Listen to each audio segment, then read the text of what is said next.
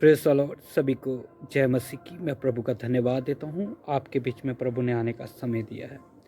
अजीज़ों, आज एक विषय है, बहुत गंभीर है, बहुत ही गहरा विषय। उसको आप समझिएगा, आप उसको सीखिएगा, और मैं आशा करता हूँ कि प्रभु उसके द्वारा आप सबको आशीष देगा और आपकी आंखें खुल जाएंगी, आप अंधेपन से बाहर आएंगे।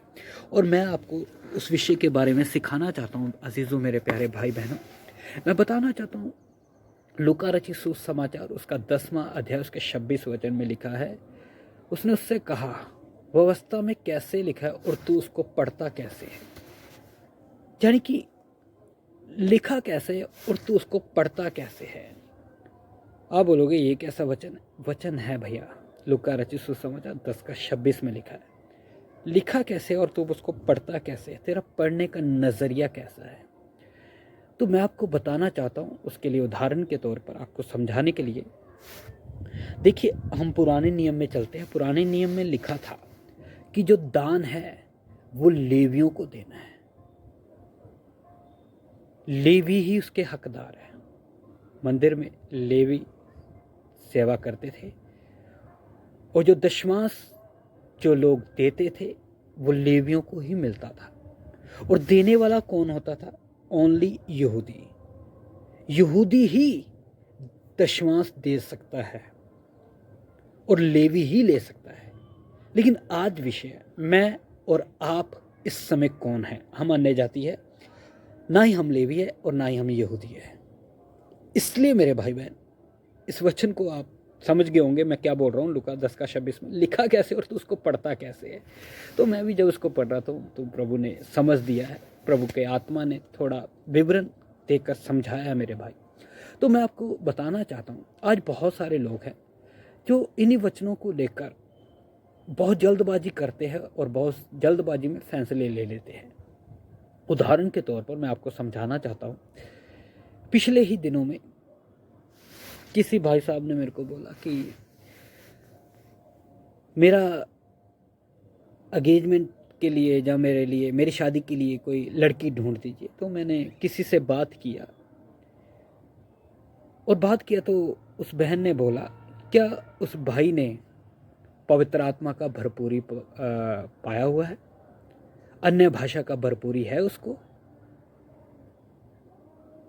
उस समय मैं उसके पास होता तो मैं उसको जवाब देता।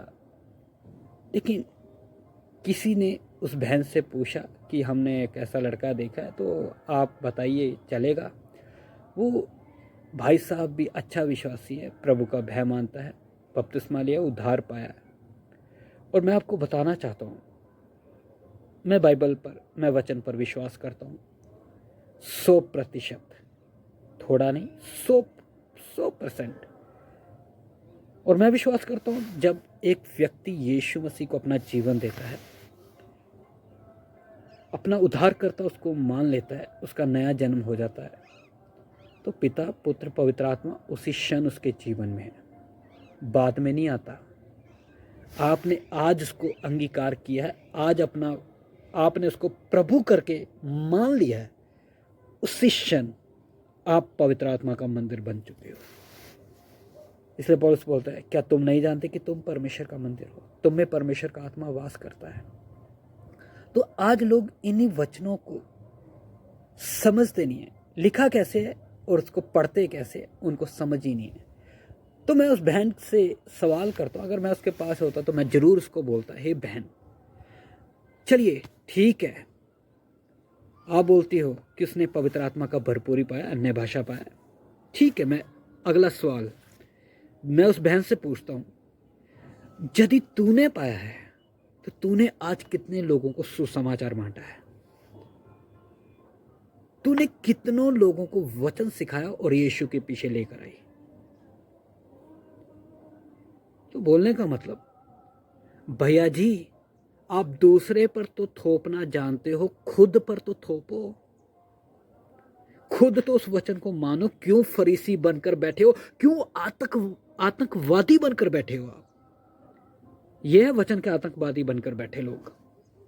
थोड़ा सा वचन का ABCD मालूम चल गया, वचन पूरी तरह समझा नहीं, और आगे अपना ही लेकर। ऐसे लोगों से मैं कहता हूँ बच कर रहिए, सावधान रहिए। मैं सीधा बोल दिया उस बहन के लिए, हम नहीं देख सकते भैया। जो इतना कट्टरपंथी है वो खुद ही ढूंढ ले, उसका परिवार खुद ढूंढे भाई। समझ आ रहा है? एक और उदाहरण बताता हूँ।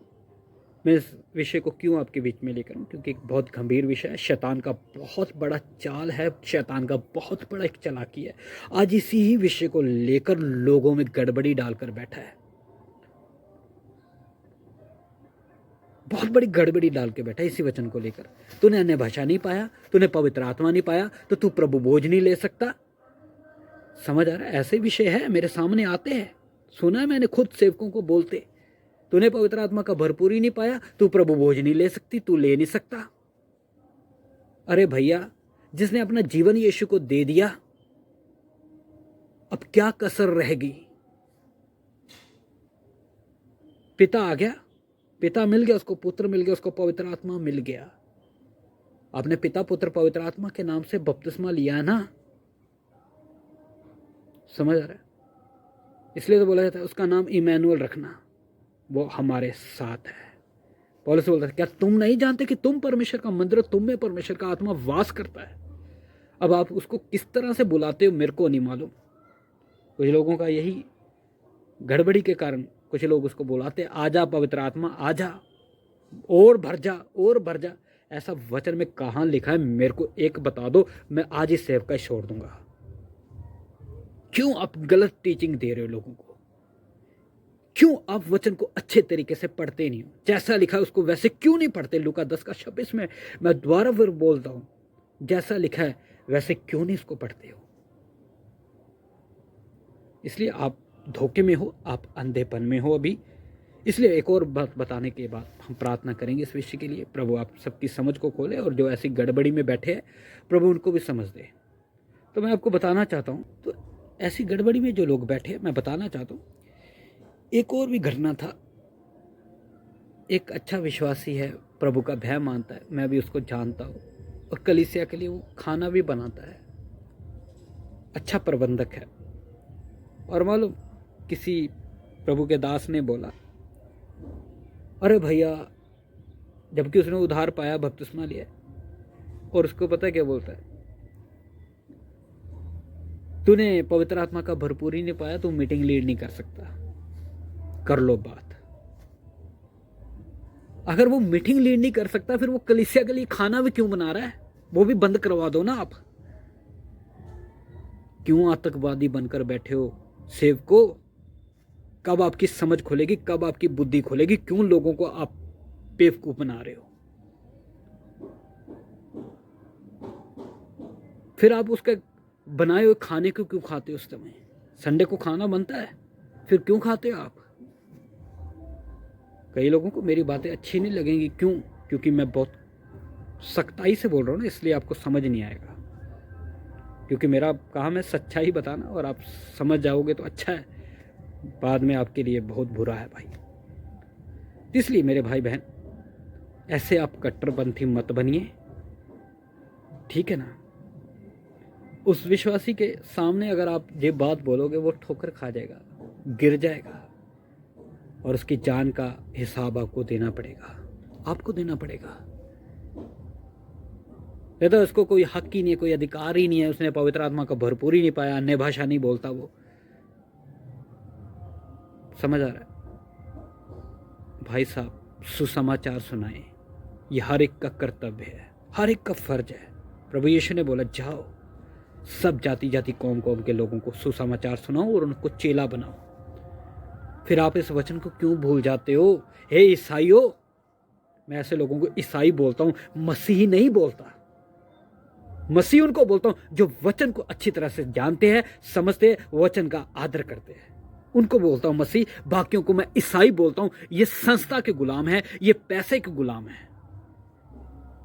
समझ आ रहा है? इसलिए मेरी बातें आपको सबको समझ आ रही होंगी, तो प्रभु आपको बहुत आशीष दे और प्रभु आपको और भी आगे बढ़ाए। इसलिए मेरे अजीजों, मेरे भाई बहनों, और आप ही इनसे बच कर रहिए। ये शैतान का बहुत बड़ा चाल है, बहुत बड़ी चालाकी है। आज कलीसियाओं में घुसकर बैठा है इसी विषय को लेकर। तूने पवित्र आत्मा नहीं पाया, अन्य भाषा नहीं पाया, तू प्रभु भोज नहीं ले सकता, तू ऐसे नहीं कर सकता, तू वैसे नहीं कर सकता। इसलिए इनसे सावधान रहिए। आप वचन को पढ़िए और वचन के अनुसार चलिए। आप अपना जीवन पवित्रता से बिताए, प्रभु अपने आप हिसाब कर लेगा आपका। बाकी चिंता करने की जरूरत नहीं है। सभी को मराना था, सभी को जय मसीह की।